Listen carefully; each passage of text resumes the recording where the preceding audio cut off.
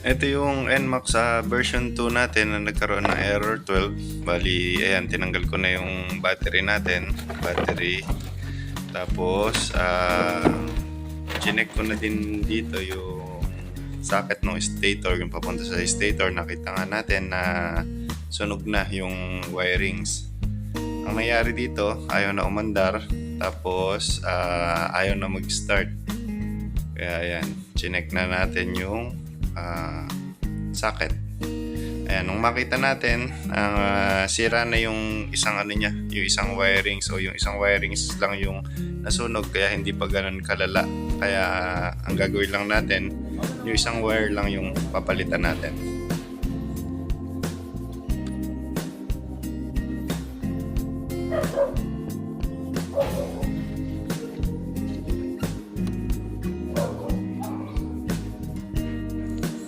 Ang ginagawa na nga natin dito ay binabalatan na natin yung isang wire kasi yung isang wire lang naman yung aayusin natin, ibubukod lang natin siya ng socket kasi yung dalawang wire do sa socket ay hindi pa naman sunog. Kung mapapansin nyo dito, sa sobrang init ng wire talagang naluluto yung pinaka niya, pinakabalat ng wire niya.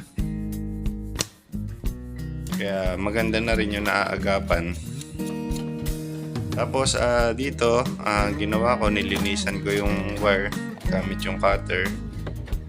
Tapos dinugtungan ko kasi medyo humikli na siya dahil tinanggal natin yung mga talagang sunog na parte niya.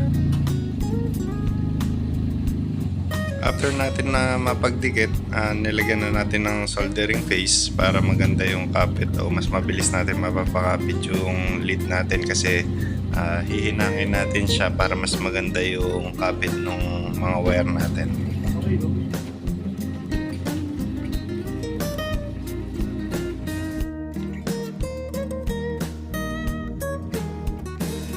Ayan, after nating hinangin, lalagyan na natin ng shrink tube.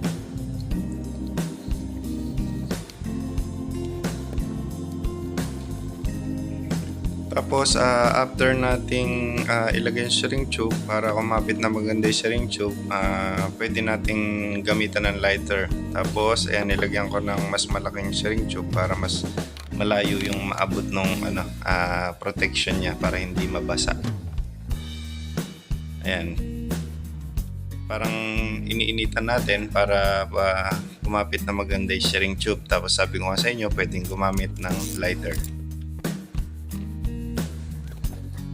Tapos after natin mapakapit na maganda yung ating shrink tube, ikakabit naman natin yung spaghetti wire o spaghetti protection ata to o spaghetti wire tube.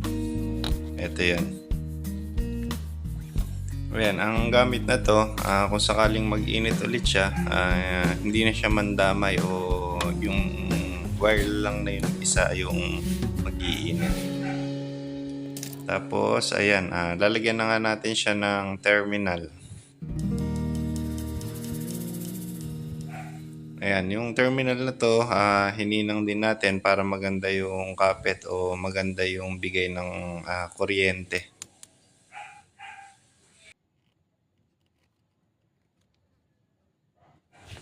Tapos, ayan, ganun din doon sa kabilang dulo, nilagyan ko na rin siya ng terminal para dyan natin pagdudugtungin gamit yung tornilyo.